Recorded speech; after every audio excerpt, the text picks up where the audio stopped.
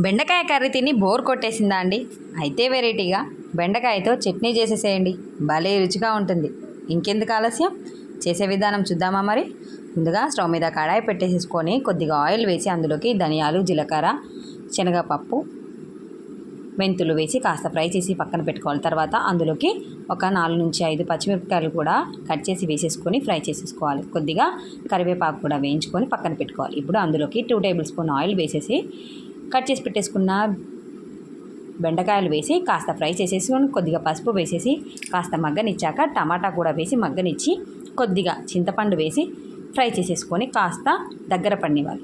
ఇలా ఫ్రై అయిపోయాక దీన్ని పక్కన పెట్టుకోవాలి. ఇప్పుడు మిక్సర్ జార్లోకి వేయించి పెట్టేసుకున్న పచ్చిమిర్చి, ధనియాలు, జీలకర్ర, అలాగే 4 వెల్లుల్లి రెబ్బలు వేసి కచ్చా పచ్చగా రుబ్బుకొని ఇందులోకి ఇప్పుడు బెండకాయలు, టమాటాలు వేసి కాస్త ఉప్పు వేసేసుకొని కచ్చా పచ్చగా గ్రైండ్ చేసుకొని తాలింపు పెట్టడమేండి, అంతే.